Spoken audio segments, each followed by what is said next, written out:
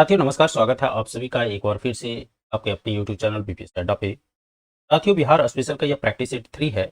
आशा करता हूं इसे पहले अपलोड किए गए प्रैक्टिस सेट 1 और 2 को आप लोगों ने देखा होगा। अगर आप में से किसी ने उसे नहीं देखा है तो वह वीडियो आपको इस वीडियो के अंत में एंड स्क्रीन पर मिल जाएगा, या आप उसे आई बटन पर क्लिक करके भी देख सकते हैं।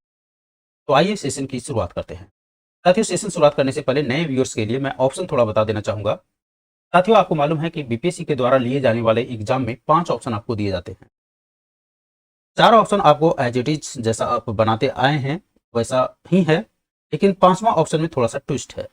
वो ट्विस्ट ये है साथियों कि इसमें जो एक चीज ऐड किया गया है वो है उपयुक्त में से कोई नहीं। यानी ऊपर वाले तो अगर कोई नहीं है तो आ जाएगा ऑप्शन ई, लेकिन उसके बाद वाला लाइन थोड़ा सा पढ़िएगा। यहाँ पर ये पढ़ना बहुत जरूरी है साथियों। क्वेश्चन बनाने से पहले थोड़ा सा आपको ऑप्शन के बारे में जानकारी होना चाहिए।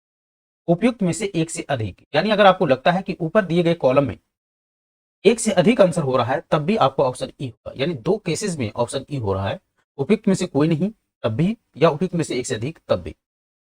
ये तो बातें थी ऑप्शन की। तो आइए अब हम प्रश्न सोल्व करते हैं। तो पहला प्रश्न जो आपके सामने है वो क्या है, यहां पर देख लीजिए। पहला प्रश्न है, भारत की पहली महिला लोकसभा स्पीकर कौन थी जिनका संबंध बिहार से था? साथियों, देश की पहली महिला लोकसभा स्पीकर जो बनी वो बनी मीरा कुमार। तो इस प्रश्न का तो सही आंसर हो जाएगा ऑप्शन बी, मीरा कुमार। आपको मालूम है कि अब तक देश में 2 महिला लोकसभा स्पीकर बन चुकी। पहला मीरा कुमार और दूसरा सुमित्रा महाजन, जिनको सुमित्रा ताई के नाम से जानते थे, और ये एमपी के रहने वाली थी। और मीरा कुमार कहाँ की रहने वाली थी? बिहार। और मीरा कुमार बाबू जगजीवन राम की बेटी थी। जगजीवन राम की इनकी कंस्टिट्यूएंसी थी आरा। मीरा कुमार के बारे में थोड़ा सा और डिटेल में चर्चा करें तो ये 15th लोकसभा स्पीकर बनी थी। लोकसभा स्पीकर बनी थी। अगर आपसे पूछता है कि मीरा कुमार देश के कौन से नंबर के स्पीकर बनी थी, तो 15वां लोकसभा स्पीकर बनी थी। इसके अलावा यह 2017 में यूपीए के प्रेसिडेंशियल कैंडिडेट भी थी। प्रेसिडेंशियल कैंडिडेट भी घोषित की गई थी 2017 में। 2 बार यह मंत्री भी रह चुकी हैं। 2004 से 2009 के बीच यह मंत्री थे सोशल जस्टिस और एम्पावरमेंट। इसके अलावा 2009 में यह मिनिस्टर ऑफ वाटर रिसोर्स भी बन चुके हैं। तो इतनी चीजें आपको इस प्रश्न से याद रखनी है। भारत की पहली महिला लोकसभा स्पीकर मीरा कुमार बनी। देश में अब तक टोटल 2 महिला लोकसभा स्पीकर बन चुकी हैं। वो हैं, पहला कौन है? मीरा कुमार, और दूसरा सुमित्रा महाजन। वर्तमान में यानी 17वें, देश के 17वें लोकसभा स्पीकर कौन है? तो ओम बिरला है। अगर आपसे लोकसभा स्पीकर पर प्रश्न आता है कि वर्तमान में लोकसभा स्पीकर कौन है, तो ओम बिरला है। अगला प्रश्न देख लीजिए। अगला प्रश्न है, इनमें से कौन बाबूजी के उपनाम से जाने जाते थे? तो हमने इस चीज को डिस्कस कर दिया। इनमें से कौन बाबूजी के उपनाम से जाने जाते थे? तो वे थे मीरा कुमार के पिताजी बाबू जगजीवन राम। तो इस प्रश्न का सही आंसर होगा ऑप्शन डी, बाबू जगजीवन राम। जगजीवन राम को ही बाबूजी के उपनाम से भी जाना जाता था। चलिए, यानी उनको लोग बाबूजी कहकर पुकारते थे। अगला प्रश्न है, अब तक बिहार से कुल कितने लोग लोकसभा स्पीकर बने? काफी अच्छा प्रश्न है, स्टैंडर्ड प्रश्न है। देखिए, इस तरह का प्रश्न जो है अगर आप सोल्व करना शुरू कर दीजिए, यानी आप बिहार के जीके जीएस में इंटरेस्ट ले रहे हैं, आप उसको इंटरेस्ट लेकर पढ़ रहे हैं। अब तक बिहार से कुल कितने लोग लोकसभा स्पीकर बने? आपके पास ऑप्शन है ए 2, बी 3, सी 4, डी 1, या ई उपयुक्त में से कोई नहीं, उपयुक्त में से एक से अधिक। जल्दी बताइए। एक तो आपने जान लिया कि बिहार से बनने वाले एक महिला लोकसभा स्पीकर कौन थी जो देश के प्रथम लोकसभा स्पीकर बने, वो थे मीरा कुमार। आपको दूसरा नाम बताना है, और मीरा कुमार देश के 15वें लोकसभा स्पीकर बनी थी। वहीं देश के 6ठे लोकसभा स्पीकर बलिराम भगत, याद रखिएगा इनका नाम, बलिराम भगत, देश के 6ठे लोकसभा स्पीकर बने। तो ये 2 व्यक्ति थे जो बिहार से लोकसभा स्पीकर के पद पर पहुंचे हैं। अगला देखिए, बिहार में पहली बार राष्ट्रपति शासन लागू कब किया गया था? पूछा जाता है इस तरह का प्रश्न, बिहार में पहली बार राष्ट्रपति शासन लागू कब किया गया था? ऑप्शन देख लीजिए, आपके सामने ये रहा, 68, 69, 1972, 1977, या उपयुक्त में से कोई नहीं, उपयुक्त में से एक से अधिक। साथ ही बिहार में पहली बार जो राष्ट्रपति शासन लागू किया गया था वह लागू किया गया था 29 जून 1969 को, और उस समय बिहार के सीएम थे भोला पासवान शास्त्री। भोला पासवान शास्त्री। और आपको मालूम है कि राष्ट्रपति शासन जो है संविधान के अनुच्छेद आर्टिकल 356 के तहत लगाया जाता है, राइट। अगला प्रश्न देखिए, अगला प्रश्न भी राष्ट्रपति शासन से ही संबंधित है। आपसे पूछा जा रहा है, ये इस तरह का डायरेक्ट क्वेश्चन आपको एग्जाम में मिलेगा। अब तक बिहार में कुल कितनी बार राष्ट्रपति शासन लग चुका है? जल्दी से बता दीजिए कि इस पूरे बिहार में अब तक राष्ट्रपति शासन लागू अब कितनी बार लग चुका है? ए 7 बार, बी 8 बार, सी 9 बार, डी 10 बार, या उपयुक्त में से कोई नहीं। साथियों, बिहार में अब तक कुल 8 बार राष्ट्रपति शासन लग चुका है, तो इस प्रश्न का तो आंसर हो गया ऑप्शन बी 8 बार। पहली बार 1968 में और लास्ट यानी अंतिम बार जो लगा है वह 2005 में लगा। अगला प्रश्न देखिए, अगला प्रश्न क्या है? अगला प्रश्न है उप प्रधानमंत्री से रिलेटेड। देखिए, काफी अच्छा प्रश्न है। बिहार के उस व्यक्ति का नाम क्या है जो देश के चौथे उप प्रधानमंत्री बने? साथियों, आपको मालूम है कि बिहार से देश के पहले राष्ट्रपति भी बने हैं और उनका नाम था डॉक्टर राजेंद्र प्रसाद। अब आपको बताना है इस प्रश्न में कि देश के चौथे उप प्रधानमंत्री कौन थे जो जिनका संबंध बिहार से था। तो इस प्रश्न का सही आंसर हो जाएगा बाबू जगजीवन राम, यानी option D is the correct answer. इसके अलावा अगर हम बात करें तो देश के पहले उप प्रधानमंत्री बने हैं वो कौन है? वो है वल्लभ भाई पटेल।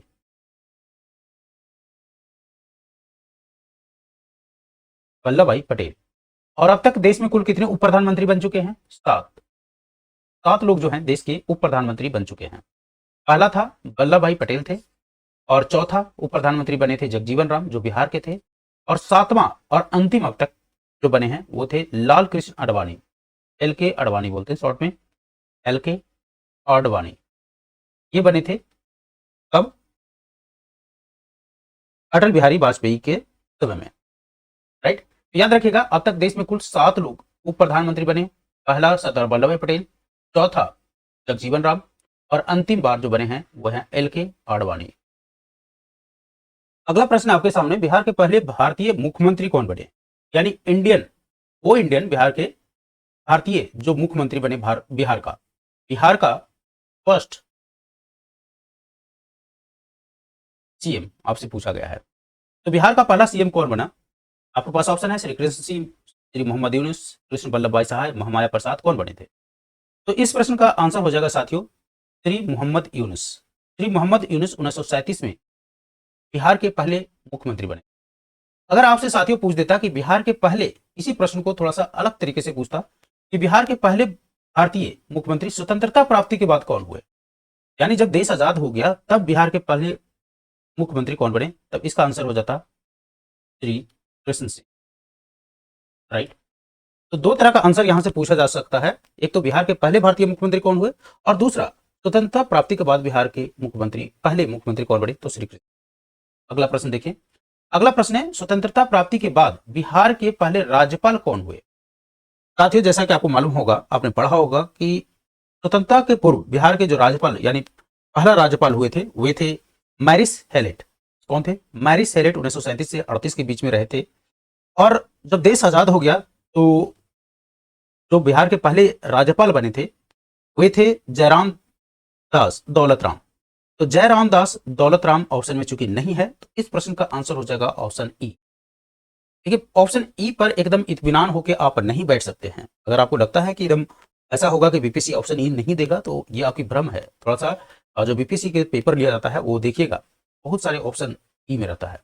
तो स्वतंत्रता प्राप्ति के बाद बिहार के पहले राज्यपाल जो बने थे वे थे जयराम दास दौलत राम, याद रखिएगा।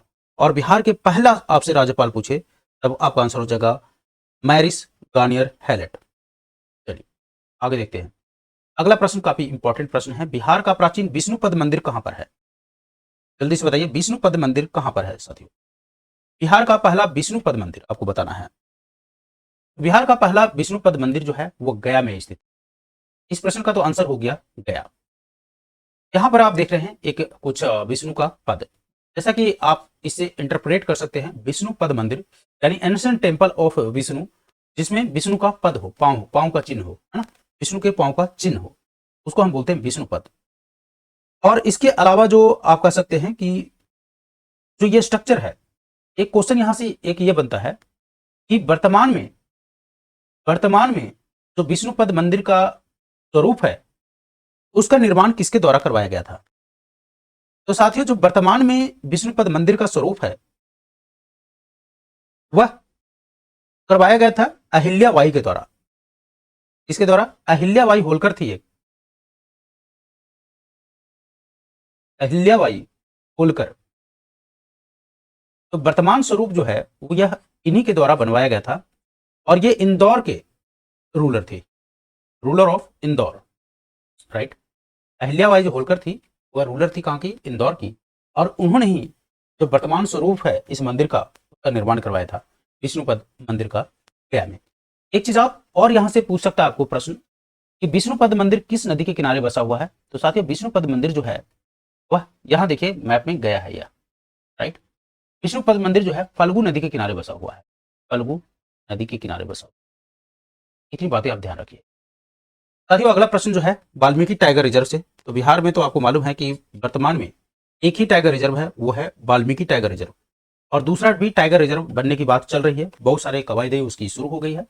हमने आपको बताया था कि बिहार में कौन कौन से टाइगर रिजर्व हैं, तो इस प्रश्न को तो आप आसानी से बता देंगे।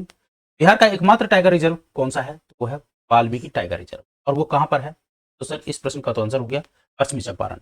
पश्चिमी चंपारण मैप में देख लीजिए, ये मैप में पश्चिमी चंपारण है। आपको हमने बताया था यह नेपाल के साथ सीमा साझा करता है, साथ ही पश्चिमी चंपारण उत्तर प्रदेश के साथ भी सीमा साझा करता है। इसके अलावा आपको क्या याद रखना है? जो वीटीआर है, वाल्मीकि टाइगर रिजर्व है, इसका जो एरिया है वो लगभग अप्रोक्सीमेट मैं बात कर रहा हूँ 900 स्क्वायर किलोमीटर है, राइट। और यह पश्चिमी चंपारण में फैला हुआ है। और इसमें जो है 1994 में राष्ट्रीय वन्यजीव संरक्षण कार्यक्रम के अंतर्गत ही टाइगर रिजर्व के रूप में इसको अधिकृत किया गया था। 1994 में इसका राष्ट्रीय वन्यजीव संरक्षण कार्यक्रम के तहत टाइगर रिजर्व के रूप में अधिकृत किया गया। इतनी चीजें आपको ध्यान रखना है। अगर आपसे पूछ दे कि गौतम बुद्ध अभ्यारण्य कहाँ है, तो गौतम बुद्ध अभ्यारण्य साथियों कहां पर है? बोध गया में है। गौतम बुद्ध अभ्यारण्य बोध गया में है। और कैमूर अभ्यारण्य तो कैमूर में है। और ये जो कैमूर वाला जो अभ्यारण्य होगा, यही दूसरा सेकंड टाइगर रिजर्व होगा बिहार का, यह बन रहा है सेकंड टाइगर रिजर्व। यहाँ पर टाइगर रिलोकेट होगा तब यह सेकंड टाइगर रिजर्व कहलाएगा बिहार का। फिलहाल तो एक ही है, वाल्मीकि टाइगर रिजर्व। अगला प्रश्न है जगदीशपुर के किस व्यक्ति ने 1857 के विप्लव में क्रांतिकारियों का नेतृत्व किया था? सर तो साथियों आपको मालूम है कि जगदीशपुर के शेर कुंवर सिंह ने 1857 के विप्लव में क्रांतिकारियों का नेतृत्व किया था। तो इस प्रश्न का सही आंसर हो जाएगा ऑप्शन ए, कुंवर सिंह।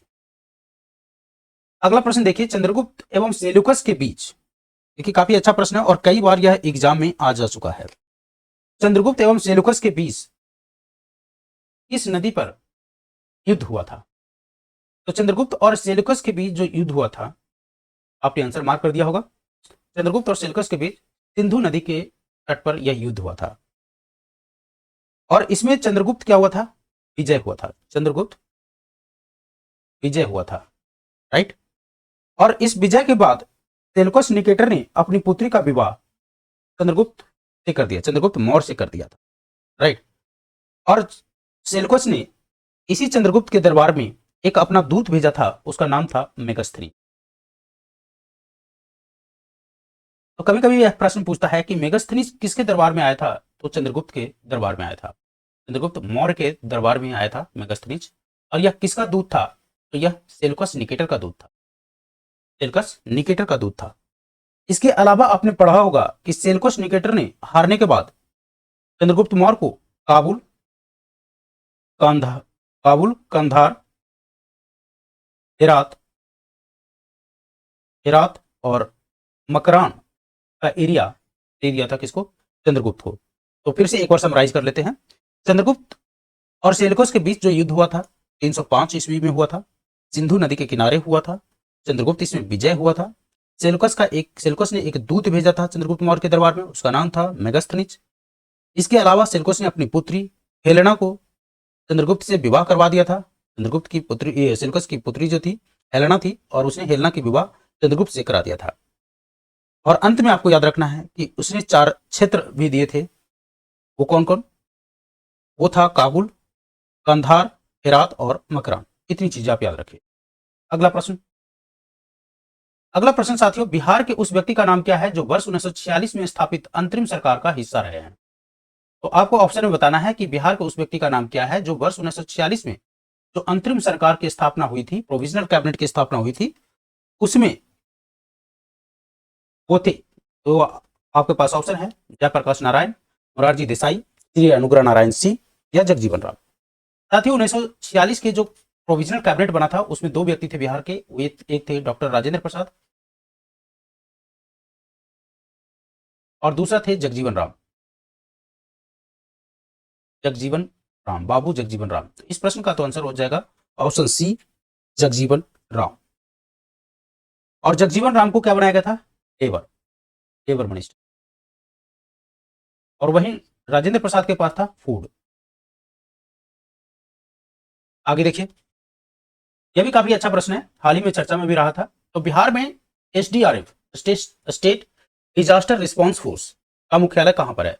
साथियों एसडीआरएफ का जो स्थापना है बिहार में 2010 में एनडीआरएफ के तर्ज पर किया गया था। एनडीआरएफ, एनडीआरएफ आपको मालूम है कि देश में यानी नेशनल डिजास्टर रिस्पांस फोर्स है एनडीआरएफ। कहीं भी कुछ होता है तो जैसे फ्लड हो गया, अर्थक्वेक हो गया, तो उससे निपटने के लिए एनडीआरएफ की टीम बुला ली जाती है। तो एनडीआरएफ के तर्ज पर बिहार में 2010 में SDRF, state disaster response force की स्थापना किया गया था। तो आपसे पूछ रहा है कि इसका मुख्यालय कहां है बिहार में? दानापुर, दरभंगा, बिहटा या पटना के गांधी मैदान। साथियों बिहार में स्टेट डिजास्टर रिस्पांस फोर्स का मुख्यालय जो है वह बिहटा में बनाया गया है। तो इस प्रश्न का सही आंसर हो जाएगा ऑप्शन सी, बिहटा।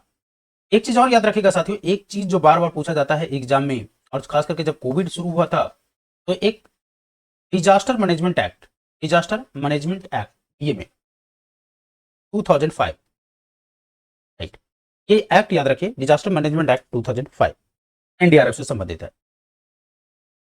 साथियों अगला प्रश्न काफी इंपॉर्टेंट, व्यवहार गिरी पर्वत कहां पर है? हाल ही में यहां पर एक बैठक चल रहा था और इसीलिए यह पर्वत न्यूज में था।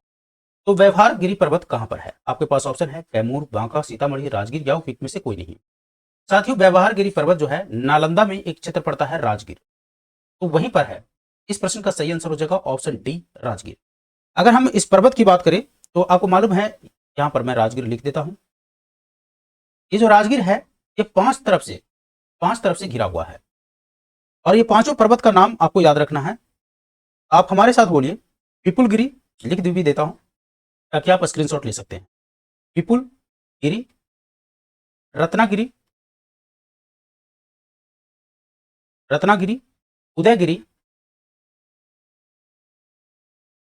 स्वर्णगिरी और अभी जो आपने पढ़ा व्यवहार। तो राजगीर इन पांच पहाड़ियों से घिरा हुआ है, विपुलगिरी, रत्नागिरी, उदयगिरी, स्वर्णगिरी और व्यवहारगिरी। इसके अलावा साथियों राजगीर में और क्या क्या हाल ही में जो न्यूज में रहा है वह है राजगीर का ग्लास ब्रिज, जो कि अपने आप में अजूबा है। दूसरा, जू सफारी स्टार्ट हुआ है। तीसरी चीज, यहां पर एक इंटरनेशनल क्रिकेट स्टेडियम का निर्माण किया जा रहा है, अभी निर्माणाधीन है। और चौथी चीज आपको याद रखना है यहाँ का विश्व शांति स्तूप, विश्व शांति स्तूप। और पांचवी चीज याद रखिए कि बिहार का सबसे गर्म जलकुंड यहीं पर है, वो है ब्रह्मा जलकुंड, ब्रह्मा जलकुंड, राइट। इतनी चीजें आपको राजगीर से याद रखनी है। अगला प्रश्न साथियों अखबार से।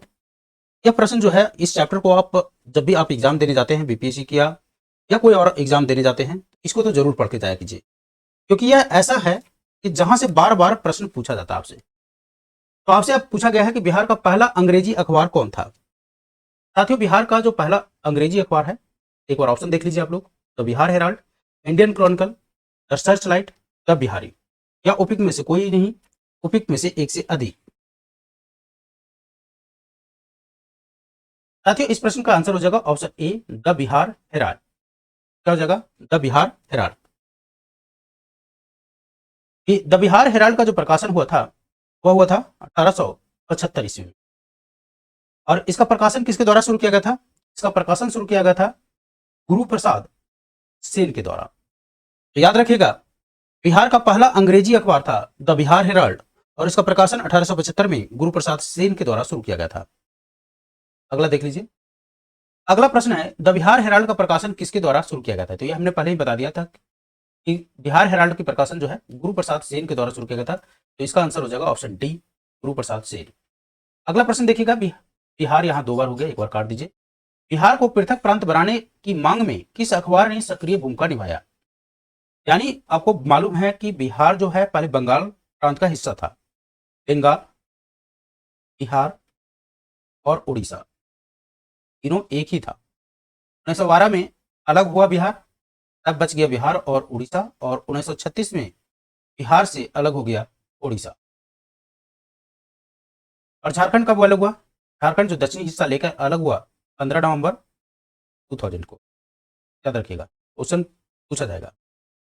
तो अब आपसे पूछ रहा है कि बिहार को पृथक राज्य बनाने के लिए, यानी बिहार को पृथक राज्य बनाने के लिए, प्रांत बनाने के लिए कौन से अखबार ने अहम भूमिका निभाया? आपके पास ऑप्शन है times of India, the search light, the Bihari times और द बिहारी। साथियों, तो बिहार को अलग प्रांत बनाने में जो भूमिका निभाया था अखबार, वो था द बिहारी टाइम्स और द बिहारी। इन दोनों ने काफी अच्छा भूमिका निभाया था। तो इस प्रश्न का आंसर हो जाएगा ऑप्शन ई, उपयुक्त में से एक से अधिक। राइट।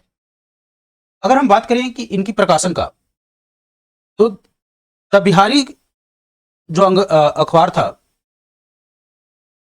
वह प्रकाशित हुआ था 1903 में। बिहारी टाइम्स की जो स्थापना हुआ था 1903 में। राइट। और इसने बिहार को पृथक बनाने की मांग में काफी सक्रिय भूमिका निभाया था। इसके अलावा अगर हम बात करें सर्चलाइट की, तो यह पूछा भी है 65th बीपीएससी में, यह पूछा था आपको प्रश्न। तो द सर्चलाइट का जो प्रकाशन है कब शुरू किया गया था? यह शुरू हुआ था 1918 में। वहीं टाइम्स ऑफ इंडिया का अगर आपसे पूछे कि टाइम्स ऑफ इंडिया का प्रकाशन कब किया गया था, यह किया गया था 1983 में। आई होप यहां तक क्लियर होगा। अगला प्रश्न देख लीजिए। साथ ही यह भी प्रश्न काफी इंपॉर्टेंट है। कोल विद्रोह का समय काल क्या था? लास्ट वाले प्रश्न में, लास्ट वाले सेट में हमने एक जो विद्रोह डिस्कस किया था, वह डिस्कस किया था नोनिया विद्रोह। अब आज आपको बताना है कोल विद्रोह का समय काल क्या था। देखिए, हमारी कोशिश रहती है कि आपको एक एक चीजों को डिटेल में बताया जाए। और अगर आपको यह सेशन अच्छा लग रहा है तो सेशन को लाइक करना मत भूलिए। आप लोग लाइक जो है पता नहीं क्यों नहीं करते हैं, पैसा लगता है क्या? पैसा लगता है तो आप लोग नहीं करते। आपको मालूम है कि ये लाइक और सब्सक्राइब ये दोनों फ्री होते हैं, इसके लिए कोई पैसा नहीं लगता है। तो कोल विद्रोह का समय काल आपको बताना है 1831 से 32, 1872 से 80, 1855 से 56, 1770 से 1800। आपने मार्क कर लिया होगा। तो साथियों, आपको थोड़ा सा पहले मैं कोल विद्रोह के बारे में बात करूं, उसके बाद मैं समय काल बताता हूं। कोल विद्रोह का जो एरिया था आपको मालूम है छोटा नागपुर का क्षेत्र था। छोटा नागपुर का क्षेत्र था। और इसके लीडर जो थे वे थे बुद्धू भगत एवं गंगा नारायण। बुद्धू भगत और गंगा नारायण जो थे वह कोल विद्रोह के नेता थे। इसका रीजन क्या था? कोल विद्रोह का रीजन क्या था? कोल विद्रोह का रीजन था एक तो दीकुओं द्वारा शोषण। दीकू बोलते थे आउटसाइडर को, आउटसाइडर को इन लोग दीकू बोलते थे। दीकुओं द्वारा शोषण, उसके अलावा चावल की जो शराब होती थी, इन लोग जो यहाँ के लोग थे वो चावल की शराब बनाते थे, उस पर टैक्स लगाना। तो ये सारे के सारे इनका जमीन भी छीन लिए गए थे। तो इसीलिए कोल विद्रोह हुआ था। और कोल विद्रोह का नेता कौन था? बुद्धू भगत, गंगा नारायण। और इसका समय काल था 1831 से 1832। यानी इस प्रश्न का सही आंसर हो जाएगा ऑप्शन ए, 1831 से 32। साथ ही यहाँ पर हमने ये तीनों ऑप्शन जो है वो विद्रोह का ही दिया हुआ है। तो एक बार जल्दी से आप मुझे बता दीजिए कि ये तीनों विद्रोह का संबंध किससे? 1772 से 1780 ईस्वी आपको मालूम है। 1772 से 1780 कौन सा हुआ था? तो 1772 से जो 1780 है वह हुआ था पहाड़िया विद्रोह। पहाड़िया विद्रोह, एक बार मैं यहां पर लिख देता हूं, पहाड़िया विद्रोह। उसके बाद 1855 से 56, ये तो मालूम होगा आपको, संथाल विद्रोह, याद कर लीजिएगा। और 1770 से 1800, ये तो बताया हुआ ही है, नूनिया। तो एक बार देख लीजिए, नूनिया विद्रोह 1770 से 1800, पहाड़िया विद्रोह 1772 से 1780, कोल विद्रोह 1831 से 32, संथाल विद्रोह 1855 से 56। एक होता है लोटा विद्रोह, लोटा विद्रोह भी 1856 में हुआ था। और एक हुआ था तमाड़ विद्रोह, तमाड़ विद्रोह हुआ था 1789 से 1832। इतना विद्रोह अगर आप याद कर लिए, एक भी प्रश्न जो है जनजातीय आंदोलन से नहीं छूटने वाला है। साथियों, एक बार फिर से, अगर अभी तक आपने लाइक, शेयर और सब्सक्राइब नहीं किया है हमारे वीडियो को तो कर लीजिए। देखिए, सब्सक्राइब करने से आपको क्या फायदा होने वाला है, आपको फायदा ये होगा कि जब भी हमारी वीडियो अपलोड होता है तो आपके पास एक नोटिफिकेशन आ जाएगा। तो आपको बार बार चैनल पर विजिट करने की आवश्यकता नहीं है, आप आराम से पढ़ते रहिए। जैसे ही कोई न्यू वीडियो अपलोड होता है इस पर आपके पास नोटिफिकेशन ऑटो में यूट्यूब के द्वारा भेज दी जाए। अगला प्रश्न है, बिंदुसार का नाम भद्रसार या वारिसार किस ग्रंथ में मिलता है? तो चलिए जल्दी से बता दीजिए, बिंदुसार का नाम किस ग्रंथ में भद्रसार और वारिसार के रूप में मिलता है? जैन ग्रंथ, बौद्ध ग्रंथ, पुराण में या चीनी में? साथियों, बिंदुसार का नाम भद्रसार या वारिसार जो है वह पुराण में मिलता है। प्रश्न का आंसर हो जाएगा ऑप्शन सी, पुराण। वहीं यूनानी लोग जो है इसको अमित्रो चेडीज बोलते थे, अमित्र चेटस बोलते थे। जैन साहित्य में, जैन साहित्य की अगर हम बात करें तो जैन साहित्य में बिंदुसार को सिंह सेन के रूप में जाना गया है, सिंह सेन के रूप में जाना गया है। और आपको मालूम है कि भद्रसार और वारिसार पुराण में, सिंह सेन जैन ग्रंथ में और संस्कृत के पुस्तकों में अमित्र घात के रूप में बिंदुसार को जाना गया है और बिंदुपाल के रूप में चीनी शास्त्रों में। तो चीनी के अनुसार बिंदुसार का नाम क्या था? बिंदुपाल। वहीं भद्रसार और वारिसार पुराण के अनुसार। तो ये तो था आज का लास्ट प्रश्न। आई होप आपको अच्छा लगा होगा। फिर मिलते हैं एक नए प्रैक्टिस। तब तक आप पीछे वाला का रिवीजन कीजिए।